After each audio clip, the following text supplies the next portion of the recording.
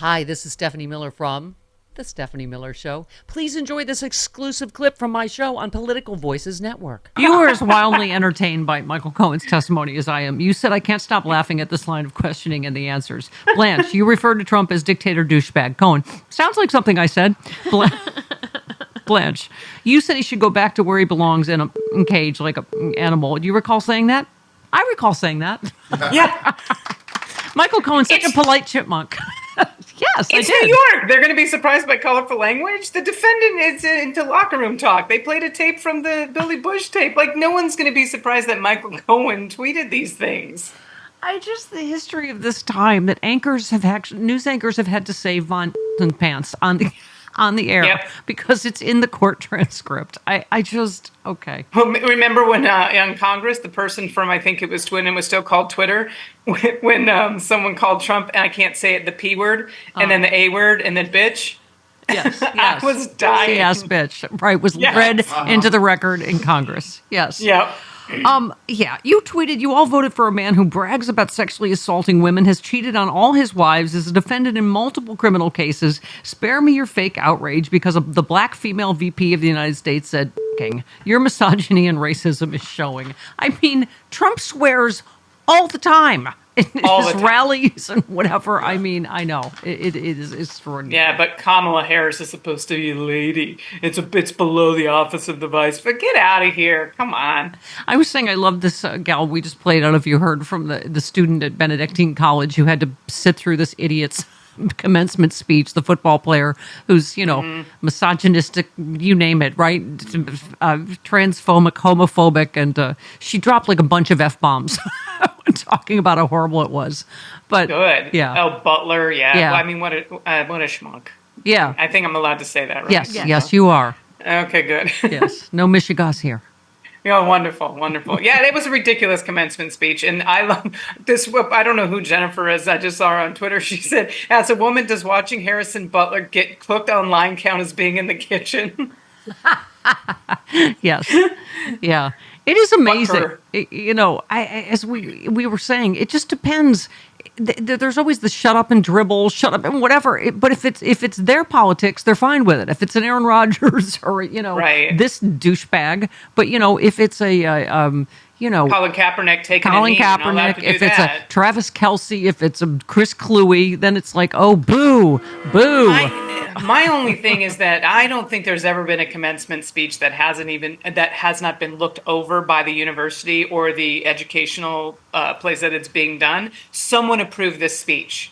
Yeah. And that's also really horrifying that they thought this would be okay for the women, the trans, non-binary people in the audience to hear this crap come out of this football player's mouth. Yeah. And also, Dana, there's a generational thing happening, I think, that you and I have talked about in regards to these old white millionaire comedians whining like Jerry Seinfeld or Bill Maher or Jon Stewart, the left is killing comedy or PC or wokeness or whatever. And, we're like, well, first of all, you've managed to make millions of dollars and you're talking about being silenced on a platform that millions of people are watching. But, I was reading a tweet the other day, Dana, that someone said, what is it you want to say that you feel like you can't say? Yeah. Funny's funny. Listen, I've laughed at jokes that probably if I had laughed at them in front of my, a community I belong to, they would look at me like, you thought that was funny. A funny joke, a good written joke is a good written joke. And if you're a comedian, you can respect that. But the bottom line is like we talked about this last time with Seinfeld. I think he's brilliant, but his comedy is a generational thing that isn't translating anymore to the younger population of like TikTok. That's what I'm saying is this generation is not racist and sexist and homophobic and transphobic. There's diversity there. So that's why it's just, don't bitch because your generation's, all of that isn't playing as well anymore. Your racism and homophobia. I was talking about how homophobic the Tom Brady roast was. And some of it was very funny. And I actually thought Nikki Glaser was the best, the woman that was, and she didn't do any of the, the homophobic stuff.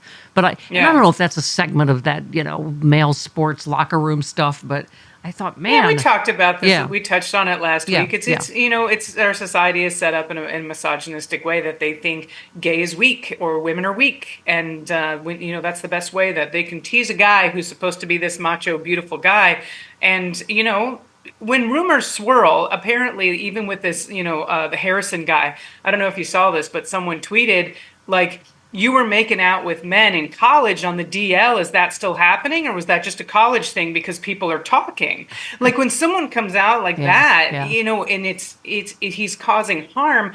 Listen, these guys want to, razz Brady because he's pretty and, make gay jokes. That's what they're going to do. I mean, I also think that sometimes, people take a little bit too much offense. Unless you're Brady, the jokes are being made about Brady. Yeah. Like, he's the one person that can take offense to those jokes, and it's valid. If someone else is getting upset about jokes that are being made about another human being, I even as a comedian, I have a little bit of issue with it. Yeah. No, I thought a lot of it was funny. It's just, anyway, just the punchline being that someone's gay is, I was a little you and I are on the same page. Yeah, it's low-hanging fruit. These comedians are better than that. That's why Nikki didn't touch it. Well, and I thought of you specifically, and, and of course all the sexy liberals on our because tour. I'm gay. No, just because you're really funny. I mean, the Sexy Liberal Show is a really funny comedy show. People bring their right-wing friends and relatives. You're really funny. You don't have to be racist and sexist and homophobic to be funny.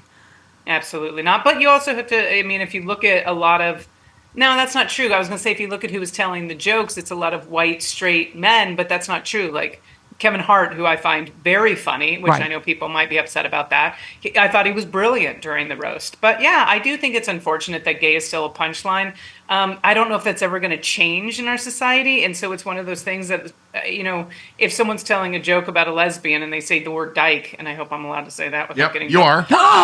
Yeah, I know. I don't know. It doesn't trigger me if you want to use that word like it might some other people. I just don't take offense to the word dyke. I know I'm not a big... I said I'm a liquor to Representative Mark Pocan in Madison last week. Well, it's also... I am. Am I wrong? Am I wrong? It's not like he doesn't know. Yeah, Leah Delaria makes people call her a dyke. Right. She thrives on it. So it just depends on who you're talking to. And it all depends on the spirit with which it's said. If it's said out of anger or you're speaking down to someone, then might take offense to it. And it was Chris getting called the F word for gay man ever since he was a kid that has made him able to now bench press a Buick and Hulk smash anyone. Well, sometimes we overcompensate for being called that. Sometimes we do. And it's good that we are self-aware like that. Yes. Well, I'll tell you what, if you want a palate cleanser from all of this, like homophobic, transphobic, whatever, there's a special coming out on Netflix. I'm going to tout it for my friends. It's all about the revolution of LGBTQ comedy. All about that. It was produced by Paige Hurwitz and Wanda Sykes' company, and it's coming out, I believe, on the 18th of May. Watch it, give it support, and make sure it has numbers, because the trolls are going to go online and try and give it 1 star, blah, blah, blah. Yeah. Like, support the comedy that you actually believe is doing something good in this world and making a revolution. By the way, I can tell a brief story about gays and family values. All right. Rhonda Sykes was on my flight to, where was it? Not the last one. What's the one before? Minneapolis. Okay. Was it? Or no, Philadelphia. Philly. Yes. Rhonda Sykes was on my flight to Philly. Uh-huh. And so I went up to her because I had to, and slobbered over her as I do because I love her. And I asked her if she would, be a guest panelist on Sexy Liberal, and she said no. It's my kid's birthday. It was her kid's birthday. That sounds about right. Yeah. She was very nice, but she said no. I'm on my own tour, and it's my kid's birthday. But thanks for dropping by. All right, 20 minutes. And I apologize. It's June 18th. It's a month from now. So okay. watch it. You have a whole month to prepare. Okay. Now hit the commercial.